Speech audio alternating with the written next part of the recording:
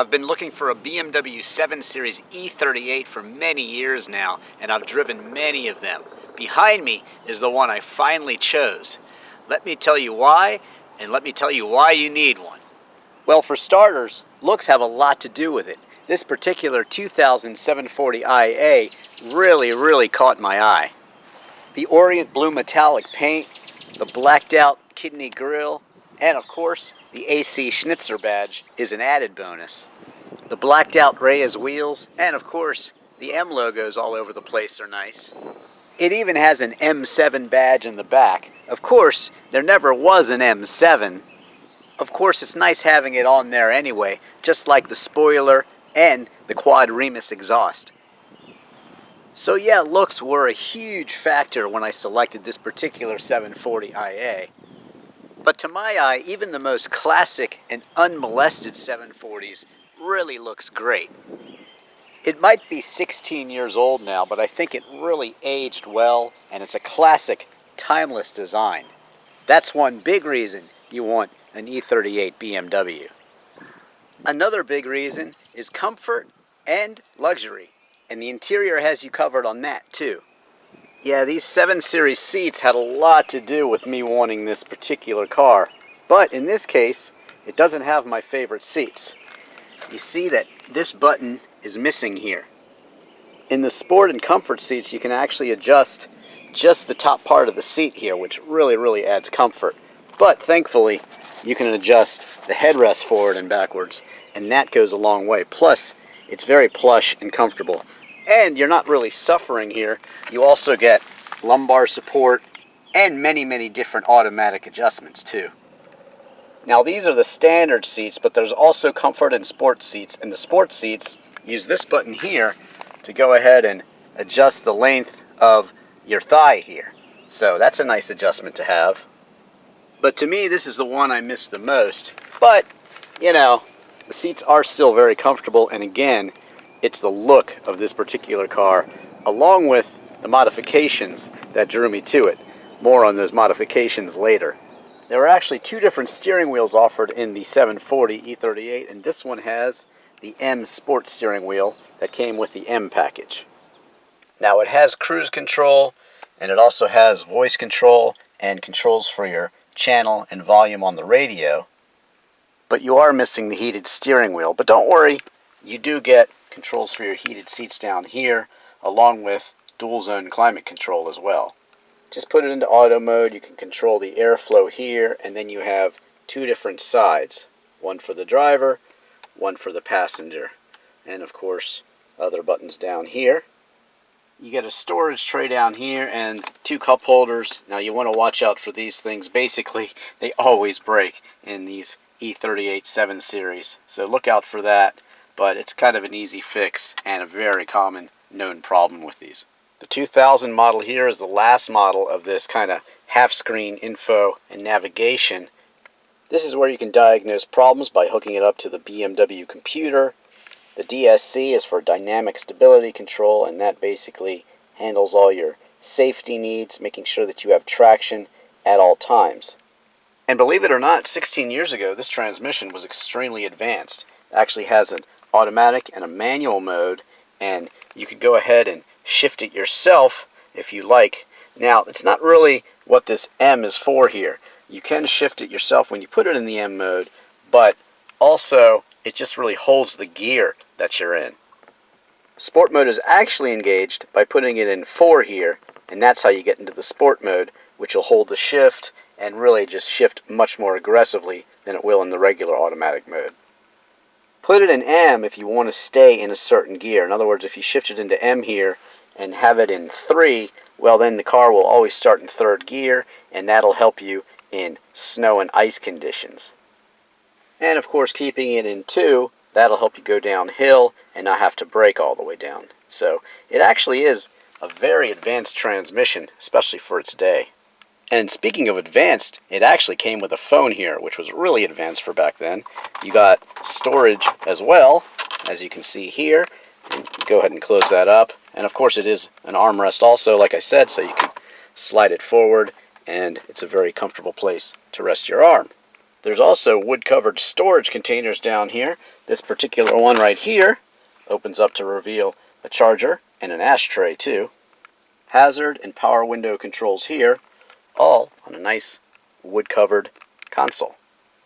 And of course that wood theme carries all the way over on the 740. Looks great, and it mixes well with the light color here and the dark color there, which also accentuates the body color. So it's really a very quality, nice interior, especially for back in the day. You even had a luxurious sunroof. You also got one-touch power windows up and down. Of course, power controls for your mirrors. Storage down here. 3 memory settings for the seat. And additional storage right here.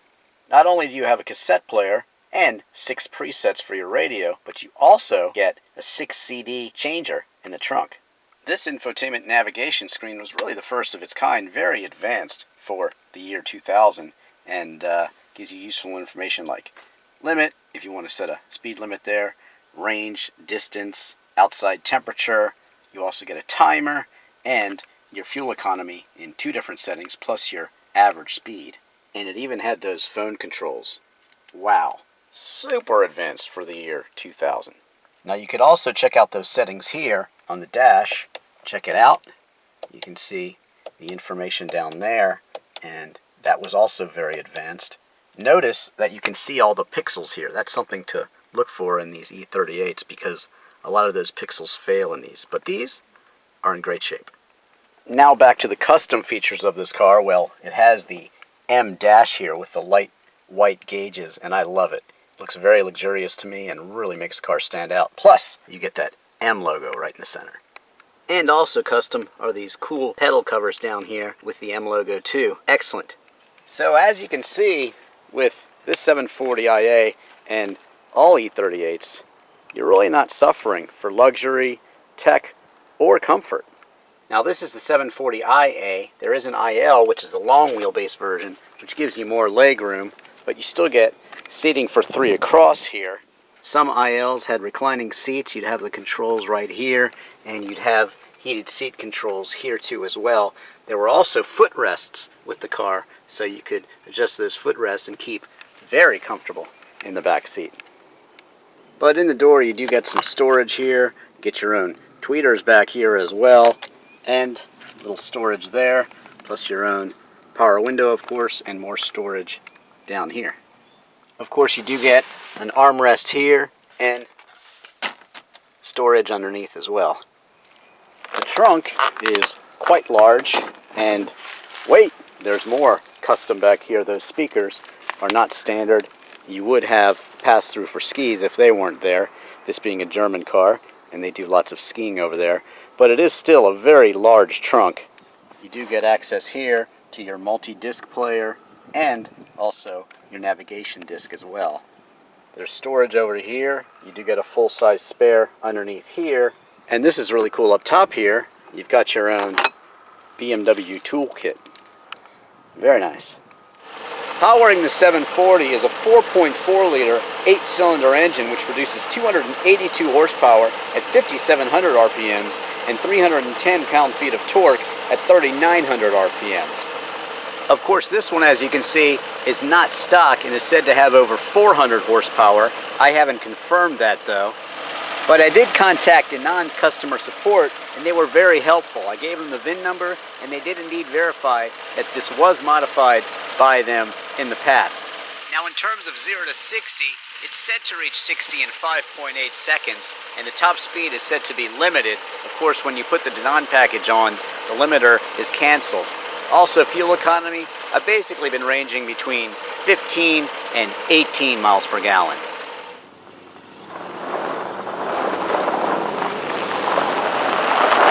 The BMW 7 Series has been around for actually almost 40 years now.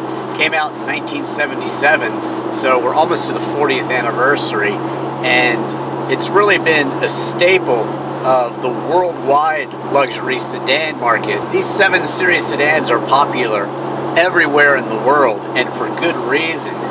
They're really excellent cars. They've always been at the cutting edge of technology and This one I'm driving is the 3rd generation E38. We're now actually in the 6th generation for 2016, and it's starting at $80,000 right now. You see the commercials with the carbon fiber, carbon core technology, which really makes the car light, it makes it safe, and it makes it handle better, makes it more economical. So once again, the 7 Series is at the cutting edge with even gesture controls. You can go like this and turn the volume up on the radio without looking, and it's really, really cutting edge. Even 10 years ago, they actually had night vision. You could get that in the 7 Series, so that made things safer at night. It's really just an amazing car. It's at the top of the game. It always has been. And this particular example, the E38, to me, is the best, and it's the best to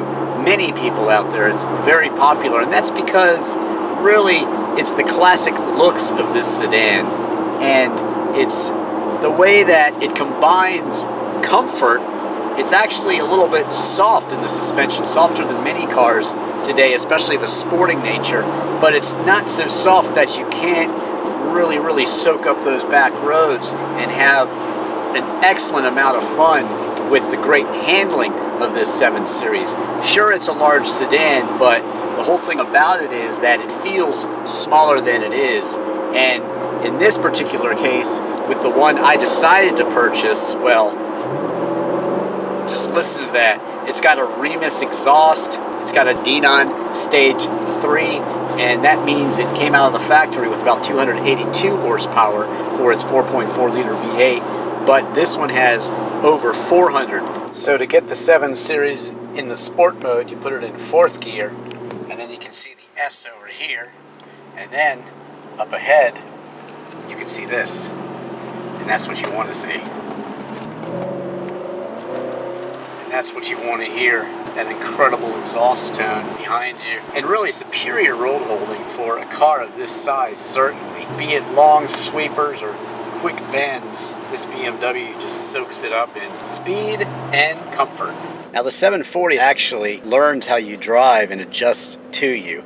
Basically takes the amount of wheel slip and the angle of the car and that sort of thing into consideration and maps it all out and decides the best situation for the transmission. But when you switch it into the sport mode and then cancel the stability control, which I really don't recommend, it takes on an entirely different personality. It knows you want an aggressive shift pattern. It holds the gear for you and offers all that torque and power anytime you need it. It really changes from a civilized sedan into a beast, and it's so fun to drive. Truly surprising for a car of its size.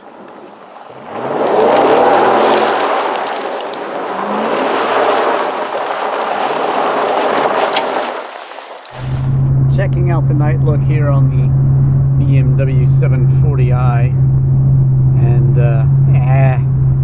it's hard to believe that this was a very expensive top-of-the-line car.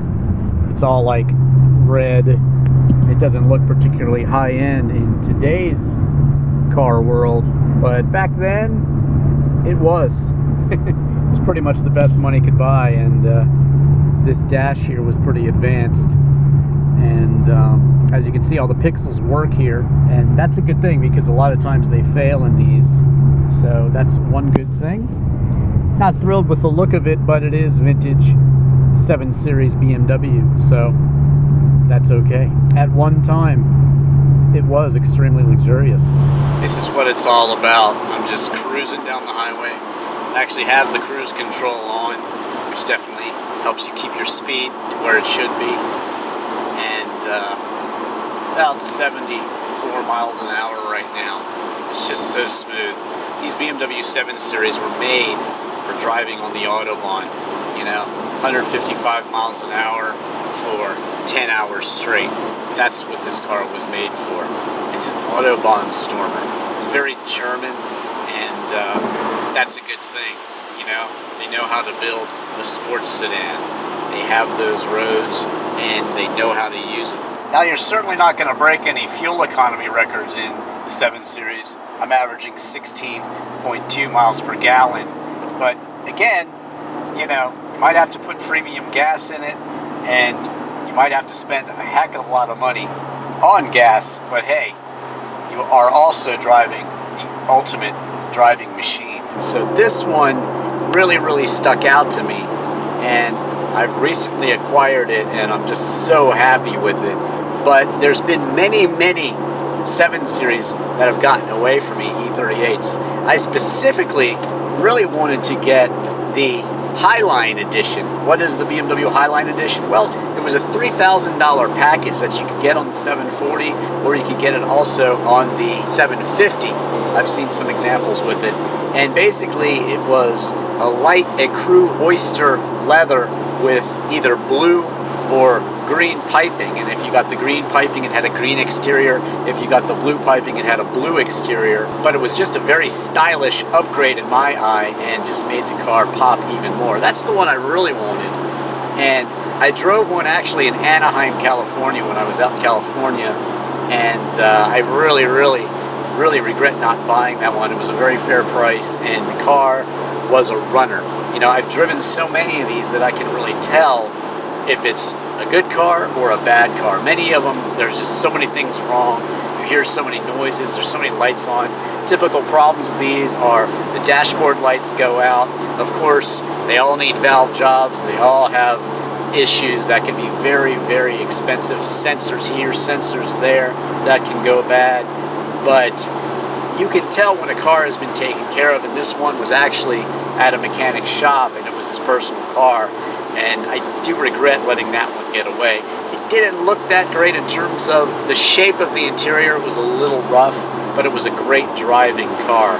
And of course that 2007 750, or B7 in this case with the Alpina modifications, that's a very desirable car. But again, it doesn't have the look of this E38, and that's what many people like. And many people go after, I'd say, the 2001 E38, and that's the last year of this body style, and that's the one that people go after because it's kind of the last of the era. These E38s were made from 1994 to 2001, and of course the 2001 is the penultimate before they switched over to that, in many ways less desirable body shape. There were some little snafus to get worked out and little problems here and there. I think they've gone on to be very desirable cars anyway. I really think BMW 7 Series from any era is still a very cool car. They, like I said, they're always at the top of automotive technology, and they were always very quick.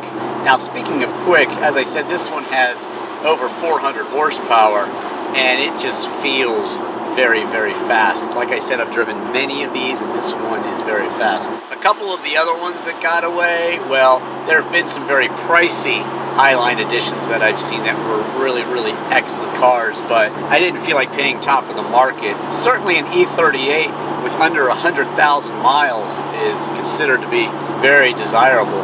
Some of these were, of course, chauffeur driven, and they just don't have that many miles on them. They were tucked away in a garage and only used on special occasions, perhaps. Many people had various cars and they only used the 7 when they were going out for a night on the town or something, but a lot of these were very well taken care of, dealer serviced. Oh, I just thought of another one that got away, and that was actually a 750. It was a 12-cylinder car, and it had been owned by Linda Carter. Of course, if you don't know who she is, she's Wonder Woman, very pretty brunette with beautiful blue eyes from the Wonder Woman show, and of course she starred in many other things. So that celebrity cachet, I think, is sometimes worth it depending on who the celebrity is. And to me, Linda Carter's 750 would have been very cool to own, but again, in that case I think it was a little pricey for the condition of the car. Another reason why the penultimate 2001 E38 is desirable is it's got the larger nav screen that actually goes all the way across the dash. This one still has the smaller nav screen, but again, it was very cutting edge. This is the first one to offer navigation in a sedan, and I do think the reason that I finally bought this one is, number one, it was just so outrageous looking. It needed a lot of work when I got it, but that didn't dissuade me because it's a special car. Like my Audi TT that I own, which is Laguna Seca Blue, the BMW color, with the baseball glove leather and a Borla exhaust. That one's a very special car. I like to have unique special cars, and this one just totally stands out with its M7 badging, those large black Reyes wheels, the Remus exhaust, the blacked out grille, even the AC Schnitzer badge up front, and it's just so quick, and it's just such a beast that I just love it. I don't even have to drive it. I just love it. Even just the stock car, 0 to 60 in, under 6 seconds. That's incredibly fast, especially for, 15, 20 years ago. So these cars are really, really advanced. They're extremely comfortable. They're the height of luxury for the day. You can get the winter package with heated seats. This one actually does have heated seats. Of course, you can get the limousine cars, and they have reclining rear seats. Many of them actually have heated rear seats too. Of course, there's the pinnacle top of the line of the E38, and that's the 750 protection package. Came with a V12 engine and also the bulletproof glass. Even James Bond, Pierce Brosnan, drove it in Tomorrow Never Dies, which came out in 1997, and that was really, really cool. So the 7 Series definitely has some cachet to it. It just says success, it says luxury, it says speed, it says all the right things, and I am just thrilled to finally have gotten myself an E38, and one that's really special and really, really stands out from the crowd.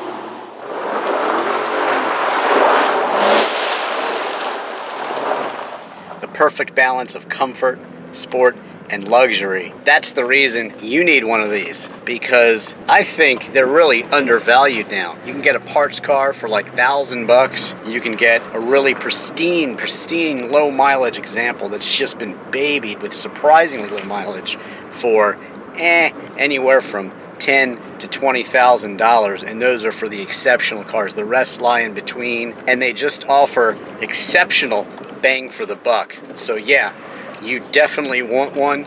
Get one before the prices go up, because I think they're definitely a used car, sports car, luxury sedan bargain right now. Thanks for watching. Don't forget to subscribe to me on YouTube. Don't forget to follow me on Twitter. I'm Drivin' Ivan.